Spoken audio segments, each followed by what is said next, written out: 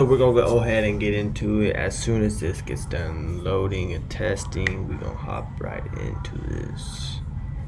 And honestly, since I got the Streamlabs working and all that, I'm honestly gonna start doing these reaction videos more, because this is a whole lot easier than doing it off my camera.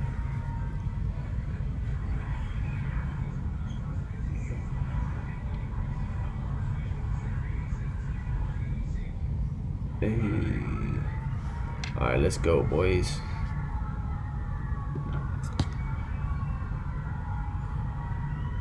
A lot of people nowadays, they'll be just so eager and so hungry to get and accomplish their goals that they'll damn near just like ask favors from every and each person and not realize what they doing. I don't give no handouts. I didn't have a handout, especially coming up in the YouTube game. People are just not going to give it to you. So if nobody gave it to me, like, why would I just give you a handout and give you a shortcut and give you a cheat code? Okay, I see where you coming from. Okay. Flight team stand up. Going from trying to find everybody you want to react to. Why was it muted right there? Hold up. Let me say it for trying to find everybody you want to react to and making sure you're on top of everything. I seen him say that, but you know, people hitting you up like, when are you about to drop? It's definitely like humbling and exciting and just like, I'm just like lost for words, because you know, you don't expect the tables, you know, to turn like that when you just, especially with me doing YouTube for so long, since 2014. Damn near wake up one day and it just happens. It's just like a dream. Man, this girl's disingenuous. I guess we can't lie, she's a genius. So when I went to the studio that actual same night and laid out like the first rough draft and everything, and I was really going with the hook, I'm like confident that's exactly how you say the word disingenuous, just like that. Because before I even go on, I'm just like, yo, this is a new vocab where I'm pretty sure this is how you say it. I sounded it out perfectly.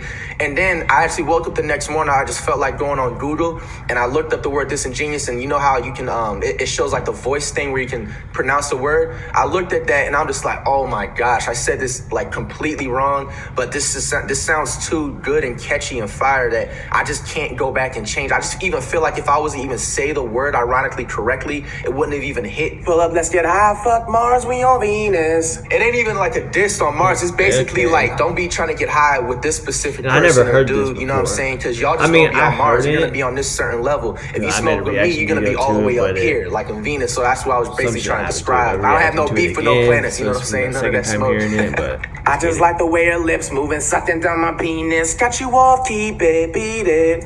Yes, I have a reason. So disingenuous shit gets me heated. You can't trick, so you must get treated. I had like a crush at a certain point, and we was just about to go into a relationship, but things weren't really working out the way they were supposed to. I just got to a point where I just got heated, and I just pretty much cut her off. But then she was also trying to, like, you know, threaten me, like, can I give this stuff back to you? And if I give somebody a gift or anything, you know, I want them to keep it, you know? So I feel like when you cut somebody off, they'll try and use this something as an excuse so they can get in contact with you. Like, oh, you left like your shirt or your jacket or this, do you want it back? You know, you can just keep it, you know what I'm saying? I cut you off, don't get in contact with me, keep everything that I ever gifted to you, you know what I'm saying, and beat it, just like, you know, just get out of my life type stuff.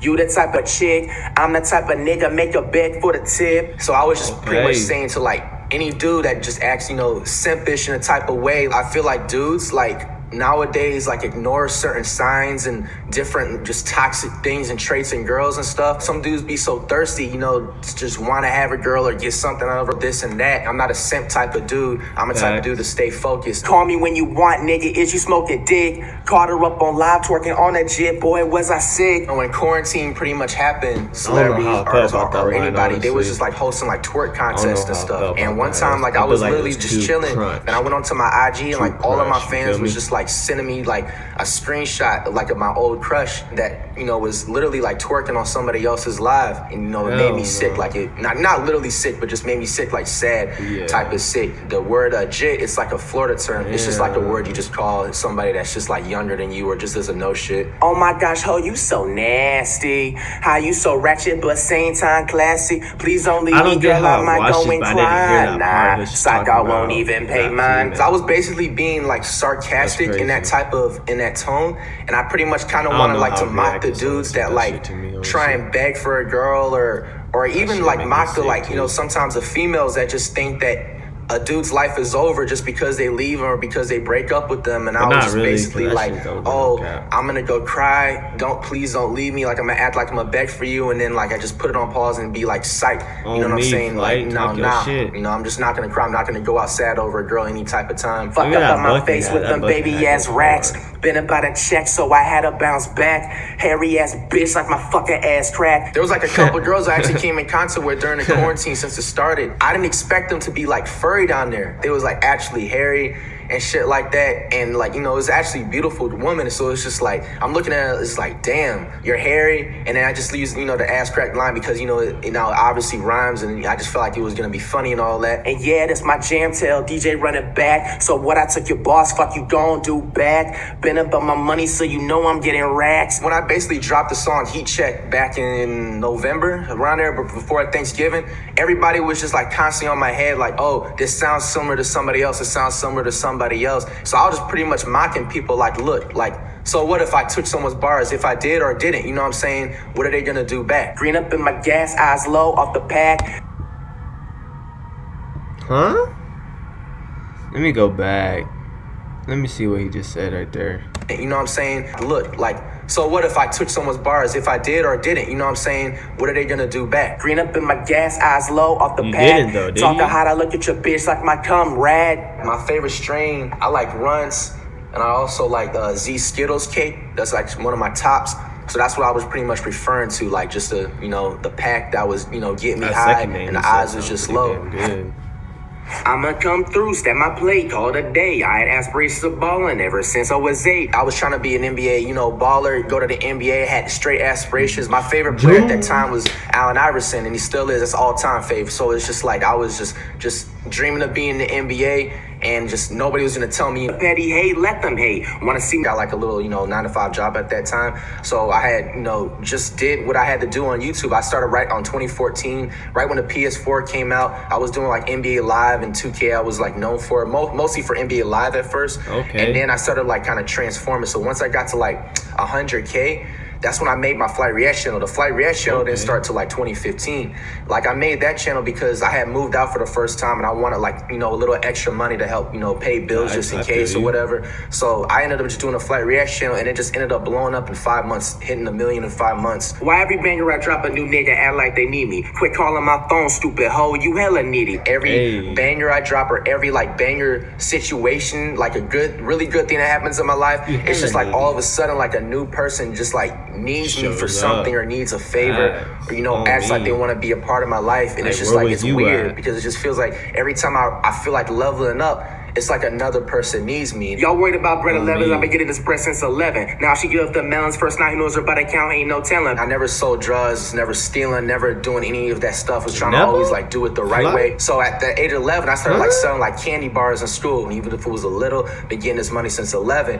And then the bread 11's line that came from because like hype beasts like to, you know, try and fight or kill other people for shoes every time something new is about to release. People everywhere on Twitter, Instagram, you would just see, how do I get these bread 11? You know, those breads was sold out like seconds. Everybody was just like constantly, what's going on with the bread 11s? They're not worried about their 2020 goals. They're not worried about anything priority wise. They just worried about some shoes.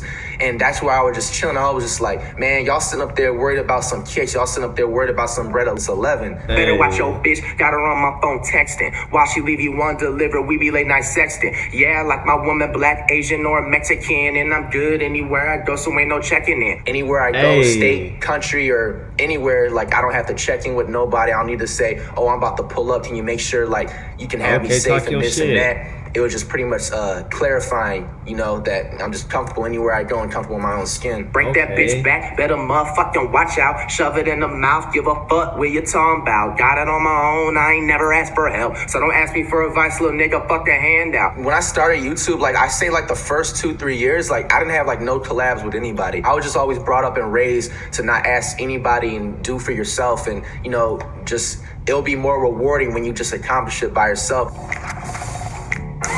I've had people since I was in elementary school like be like, you look like, you know what I'm saying, a rapper, this and that. That's crazy, and they will always give me hints like that, but I was actually more drawn into the YouTube side. So that's crazy. But yeah, you guys, that was my reaction. The secret to finding promo code.